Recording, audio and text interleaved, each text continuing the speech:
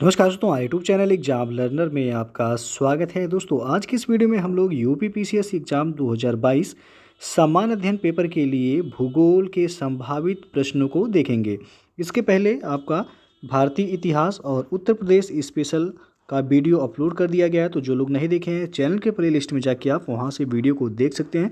तो वीडियो को like share कर दीजिएगा। चैनल पर पहली बार आए हैं चैनल को सब्सक्राइब कर लीजिएगा, साथ में बेल आइकन को प्रेस कर लीजिएगा जिससे आने वाले अगले वीडियो का नोटिफिकेशन आपको पहले मिलता रहे। और यूपी पीसीएस का एग्ज़ाम डेट जो है 12 जून 2022 को इसका प्रीलिम्स एग्ज़ाम होना है। तो आइए शुरू करते हैं।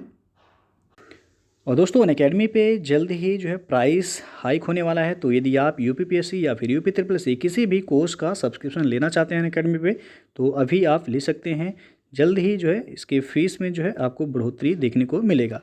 अभी ऑफ़र जो है तो आप जो सब्सक्रिप्शन ले सकते हैं और अपनी तैयारी आप यूपीपीएससी की करना चाहते हैं या फिर यूपी ट्रिपल सी किसी भी एग्ज़ाम के प्रिपरेशन करना चाहते हैं, आप अनअकैडमी लर्निंग ऐप से जुड़ के अपनी तैयारी को कर सकते हैं और आप एग्ज़ाम को क्रैक कर सकते हैं। नीचे डिस्क्रिप्शन में डिटेल दे दिया गया है, वहाँ से जाके आप चेक कर सकते हैं। और सब्सक्रिप्शन लेते समय आप हमारा रेफरल कोड यूज कीजिएगा एग्जाम लर्नर, जिससे आपको एडिशनल 10% का वहाँ पे डिस्काउंट भी मिल जाएगा।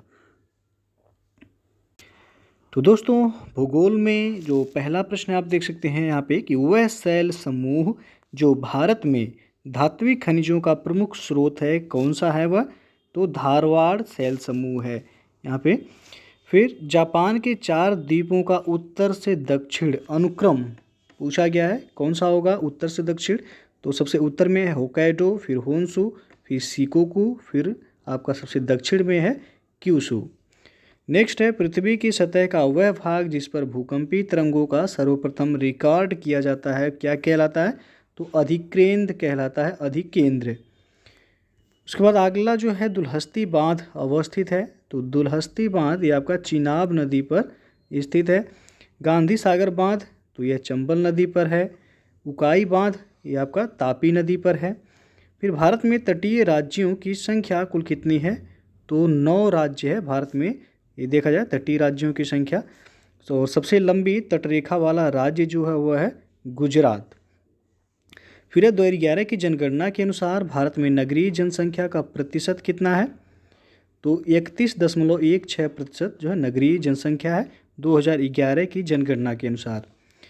मेरी पहाड़ियाँ अवस्थित है, तो ये आपका अरुणाचल प्रदेश में अवस्थित है मेरी पहाड़ियाँ। कोल्लई मलाई पहाड़ियाँ कहाँ अवस्थित हैं? तो ये आपका तमिलनाडु में है। डालमा पहाड़ियाँ कहाँ अवस्थित हैं? तो ये आपका झारखंड में है। माल्थस के अनुसार जनसंख्या नियंत्रण का सर्वाधिक प्रभावकारी उपाय क्या है? तो जन नियंत्रण है। 2011 की जनगणना के अनुसार वह राज्य जहां जनसंख्या में कमी आई है तो नागालैंड है। और लीना नदी मिलती है, तो लीना नदी आपका आर्कटिक सागर में जाकर के मिलती है। आमूर नदी कहाँ मिलती है? तो प्रशांत महासागर में यह मिलती है। टिग्रिस नदी कहाँ मिलती है? तो फारस की खाड़ी में यह मिलती है। माही नदी मिलती है, तो यह अरब सागर में मिलती है माही नदी, ये पश्चिम की तरफ बहने वाली नदी है माही। फिर है जनसंख्या वृद्धि के स्वरूप को एक दीर्घ कालावधि में घटित क्रमिक परिवर्तन को कहते हैं, तो वह कहलाता है जनांकीय संक्रमण। फिर है करीबा बांध निर्मित है, तो यह आपका जाम्बेजी नदी पर निर्मित है करीबा बांध। कोयला भंडार की दृष्टि से शीर्ष राज्य कौन सा है? तो इसमें पहले स्थान पे झारखंड है, फिर उड़ीसा है, फिर आपका छत्तीसगढ़ है। वह राज्य जो गेहूं का सबसे बड़ा उत्पादक है तो आपका उत्तर प्रदेश है। फिर है कण का व्यास 0.002 मिलीमीटर से कम होता है तो मृत्तिका का होता है। फिर है वह भारतीय राज्य जिसकी जनसंख्या सर्वाधिक है, तो उत्तर प्रदेश की जनसंख्या जो है सर्वाधिक है। 2011 की जनगणना के अनुसार देखा जाए तो करीब 20 करोड़ जो है उत्तर प्रदेश का पॉपुलेशन है। फिर आपका 2011 की जनगणना कि भारत की जनगणना के लिए आदर्श वाक्य क्या है? तो आवर सेंसस आवर फ्यूचर, ये 2011 की भारत की जनगणना के लिए आदर्श वाक्य था। फिर 2011 की जनगणना के अनुसार नगरीकरण प्रतिशत के अवरोही क्रम है, तो गोवा जो है सबसे नगरीकृत जो है राज्य है, फिर मिजोरम है, फिर तमिलनाडु है, फिर आपका केरल हो जाएगा। वह झील जिससे नीली यानी कि ब्लू नाइल नदी निकलती है कौन सी झील है वह? तो आपका ताना झील है वह। फिर अमेरिका के ह्यूस्टन पोत निर्माण केंद्र अवस्थित हैं, तो आपका टेक्सास में है यह। और अमेरिका के स्पैरोज पॉइंट पोत निर्माण केंद्र अवस्थित है, तो ये आपका मैरीलैंड में है। अमेरिका के न्यू ऑरलियंस पोत निर्माण केंद्र अवस्थित हैं, तो ये आपका लुइजियाना प्रांत में है। फिर अमेरिका के कैमडेन पोत निर्माण केंद्र अवस्थित हैं, तो ये आपका न्यू जर्सी में है। और 2011 की जनगणना के अनुसार भारत की जनसंख्या विश्व की जनसंख्या का है, तो 17.31% है भारत की जनसंख्या। फिर सागरों का पश्चिम से पूर्व सही क्रम क्या होगा? तो सबसे पश्चिम में जो सागर है वह भूमध्य सागर है, फिर काला सागर हो जाएगा, फिर कैस्पियन सागर, और सबसे पूर्व में आपका अरल सागर है। वह उद्योग जो उत्तरी अमेरिका के बृहत झील प्रदेश में सर्वाधिक विकसित है, तो वह इस्पात एवं इंजीनियरिंग उद्योग। फिर वह नाम जिससे काली कपास मिट्टी जानी जाती है, तो यह रेंगूर मिट्टी के नाम से जानी जाती है। भील नामक जनजाति निवास करती है, तो राजस्थान में निवास करती है। गोंड नामक जनजाति तो आपका छत्तीसगढ़ में। लिम्बूस नामक जनजाति सिक्किम में। कोनियाक नामक जनजाति निवास करती है, तो नागालैंड में। और वह नदी जिसके किनारे वान शहर अवस्थित है, तो वह राइन नदी, और राइन नदी के किनारे जो है जर्मनी भी आपका जो है बसा हुआ है। फिर है वह नदी जिसके किनारे कायरो शहर अवस्थित है, तो नील नदी के किनारे कायरो शहर मिस्र में है। फिर है वह नदी जिसके किनारे पर न्यूयॉर्क शहर अवस्थित है, तो हडसन नदी के किनारे न्यूयॉर्क सिटी बसा हुआ है। फिर है भारत का वह राज्य जहाँ पर झिलमिली कोयला खदान अवस्थित है, तो आपका छत्तीसगढ़ में है झिलमिली कोयला खदान।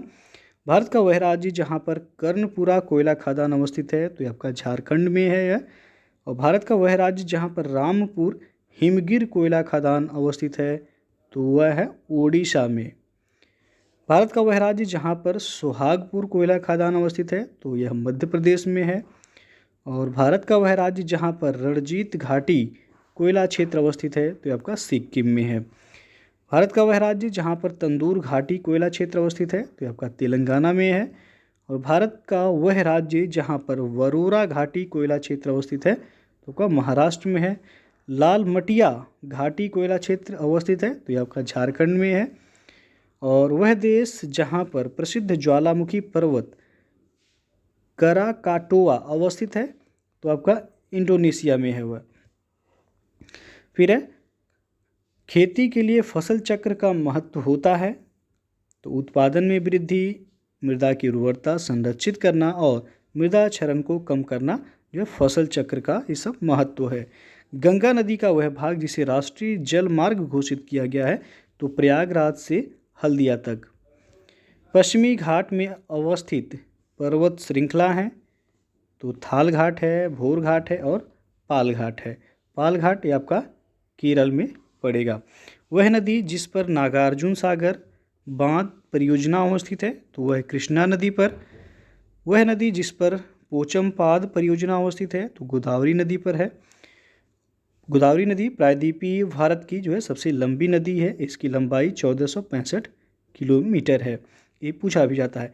वह नदी जिस पर माता टीला बांध परियोजना अवस्थित है, तो बेतवा नदी पर है। अर्जेंटीना में खेती के लिए मुख्य क्षेत्र है, तो पंपास का मैदान है। पंपास की उपजाऊ मिट्टी तथा शीतोष्ण जलवायु उपयोगी होती है, तो फसल तथा घास उगाने के लिए यह उपयोगी होती है। भारत का वह राज्य जिसमें कोयली पेट्रोलियम शोधनशाला अवस्थित है, तो कोयली पेट्रोलियम शोधनशाला आपका गुजरात में है। वह नदी जिसके किनारे जबलपुर शहर अवस्थित है, तो नर्मदा नदी के किनारे है। और वह नदी जिसके किनारे हैदराबाद शहर है, तो मूसी नदी के किनारे बसा है हैदराबाद। वह नदी जिसके किनारे कोटा शहर अवस्थित है, तो चंबल नदी के किनारे बसा है कोटा। वह नदी जिसके किनारे नासिक शहर अवस्थित है, तो गोदावरी नदी के किनारे बसा है नासिक। वह गैस जो प्राचीन यानी कि आदिम पृथ्वी के वायुमंडल में अनुपस्थित थी, तो वह था ऑक्सीजन। कुसुम नामक तिलहनी फसल का वैज्ञानिक नाम है, इसका वैज्ञानिक नाम है कार्थेमस टिंक्टोरियस। फिर मकड़ियों द्वारा उत्पादित रेशम कहलाता है, तो गॉसिमर रेशम कहलाता है।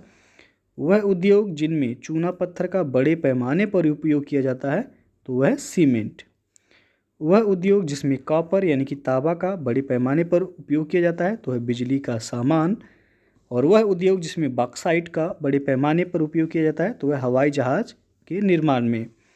वह उद्योग जिसमें मैग्नीज का बड़े पैमाने पर उपयोग किया जाता है तो इस्पात उद्योग में। वाणिज्यिक ऊर्जा के स्रोत हैं तो तेल और गैस हैं। गैर वाणिज्यिक ऊर्जा के स्रोत हैं तो जानवरों का गोबर हो जाएगा। गैर पारंपरिक ऊर्जा का स्रोत क्या होगा तो सौर ऊर्जा हो जाएगा। राज्यों में ट्यूबवेल सिंचाई के क्षेत्र में सर्वोच्च है तो उत्तर प्रदेश। उत्तर प्रदेश यदि देखा जाए तो ट्यूबवेल की सिंचाई के जो है पहला स्थान है। फिर है 2011 की जनगणना के अनुसार भारत के किस केंद्र शासित प्रदेश में न्यूनतम लिंग अनुपात है तो दमन एवं दीव का।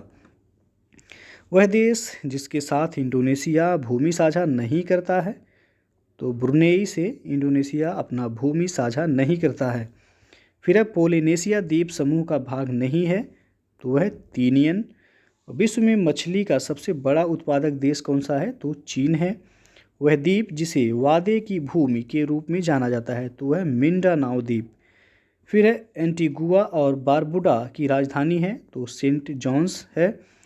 फिर है डोमिनिका की राजधानी है तो वह है रोसियू। फिर है अल सल्वाडोर की राजधानी है तो सैन सल्वाडोर है। बहामास की राजधानी है नासाऊ। रबड़ का सबसे अधिक उत्पादक देश तो थाईलैंड हो जाएगा। कहवा और गन्ना का सबसे अधिक उत्पादक देश तो ब्राज़ील है। फिर है जैतून का सबसे अधिक उत्पादक देश तो वह स्पेन है। फिर वह देश जो अपनी कुल ऊर्जा आवश्यकता का 99% जल विद्युत से प्राप्त करता है तो वह है नॉर्वे। हिमाचल प्रदेश में स्थित गर्म झरना है तो वह मणिकर। और उड़ीसा में स्थित गर्म झरना तो तप्त पानी है। फिर महाराष्ट्र में स्थित गर्म झरना तो वज्रेश्वरी है। फिर गुजरात में स्थित गर्म झरना क्या नाम है उनाई नाम है। वह लौह इस्पात संयंत्र जो नदी तट पर स्थित नहीं है तो वह भिलाई। फिर वह राज्य जिसमें तमरिया जनजाति पाई जाती है तो यह झारखंड में पाई जाती है तमरिया जनजाति। भारत की सबसे बड़ी मीठे पानी की झील कौन सी है तो वह वूलर झील। और वह स्थान जहाँ पर जारवा जनजाति निवास करती है तो अंडमान एवं निकोबार द्वीप समूह में। फिर आपका गुरु महिसानी खनन क्षेत्र जाना जाता है तो लौह अयस्क के लिए जाना जाता है गुरु महिसानी। फिर है तलचर खनन क्षेत्र जाना जाता है तो कोयला के लिए प्रसिद्ध है तलचर। जादूगुड़ा खनन क्षेत्र जाना जाता है तो यूरेनियम के लिए जाना जाता है। जावर खनन क्षेत्र जाना जाता है तो जस्ता के लिए। वह पवन जिसके द्वारा भारत में मानसून की उत्पत्ति होती है तो दक्षिण पश्चिम पवन के द्वारा भारत में मानसून की उत्पत्ति होती है। फिर वह राज्य जहाँ से कर्क रेखा नहीं गुजरती है तो कर्क रेखा मणिपुर से नहीं गुजरती है। कर्क रेखा भारत के कुल 8 राज्यों से होकर के गुजरती है। फिर है कंबोडिया की राजधानी है तो नोम पेन है। फिर वियतनाम की राजधानी हनोई है। लाओस की राजधानी वियंतियन है। फिर वह नदी जिस पर वियना शहर अवस्थित है तो डेन्यूब नदी पर है वियना शहर जो कि ऑस्ट्रिया की राजधानी है। फिर वह नदी जिस पर बसरा शहर अवस्थित है तो सत अल अरब नदी पर बसरा शहर अवस्थित है। वह नदी जिस पर एंसनियन शहर अवस्थित है तो प्राग्वे नदी पर है। वह नदी जिस पर नियामी शहर अवस्थित है तो नाइजर नदी पर है। वह नदी जिस पर चित्रकूट जलप्रपात अवस्थित है तो इंद्रावती नदी पर अवस्थित है चित्रकूट जलप्रपात जो कि आपका यह छत्तीसगढ़ में है। फिर कुमाऊं हिमालय अवस्थित है सतलज और काली नदी के बीच अवस्थित है। भारत की वह नदी जो कर्क रेखा को 2 बार काटती है तो माही नदी है। और भारत के जनांकिकी इतिहास में महान विभाजक के रूप में जाना जाता है तो वर्ष 1921 को जाना जाता है। वह नदी जिस पर तुलबुल परियोजना अवस्थित है तो झेलम नदी पर है। सोन नदी की एक सहायक नदी है तो रिहंद बांध पर है। हीराकुंड बांध अवस्थित है महानदी पर। कारागांडा लौह अयस्क उत्पादक क्षेत्र है तो ये आपका कजाकिस्तान में है। फिर है किरवाय राग लौह अयस्क उत्पादक क्षेत्र यूक्रेन में है। फिर है नॉर्मंडी लॉरेन और पिरिनीज लौह अयस्क उत्पादक क्षेत्र तो ये आपका फ्रांस में है। फिर है रूर औद्योगिक प्रदेश तो यह जर्मनी में है। भारत का सर्वाधिक लंबी तटरेखा वाला राज्य गुजरात है। और वह शैल समूह जो भारत में अधिकतम मात्रा में कोयला प्रदान करता है तो वह गोंडवाना शैल समूह। और पृथ्वी पर प्राकृतिक रूप से पाया जाने वाला सबसे कठोर धातु या पदार्थ कौन सा है? तो वह हो जाएगा हीरा। तो दोस्तों ये था आपका भूगोल के कुछ संभावित प्रश्न जो कि आपके आने वाले एग्ज़ाम यूपीपीसीएस 2022 जो कि 12 जून 2022 को इसका पेपर होना है प्रीलिम्स का, तो उसके लिए काफ़ी महत्वपूर्ण है। इसके पहले भारतीय इतिहास और उत्तर प्रदेश स्पेशल का वीडियो जो है अपलोड किया गया है, तो जो लोग नहीं देखे हैं चैनल के प्लेलिस्ट में जाइएगा, आपको वहाँ से यूपीपीसीएस 2022 सामान्य अध्ययन पेपर का जो है प्लेलिस्ट में मिल जाएगा, तो वहाँ से आप देख सकते हैं। तो वीडियो यदि अच्छा लगा हो तो लाइक शेयर कर दीजिएगा। चैनल को सब्सक्राइब नहीं किए हैं तो चैनल को सब्सक्राइब कर लीजिएगा, साथ में बेल आइकन को प्रेस कर लीजिएगा जिससे आने वाले अगले वीडियो का नोटिफिकेशन आपको पहले मिलता रहे। तो वीडियो को पूरा देखने के लिए बहुत बहुत धन्यवाद।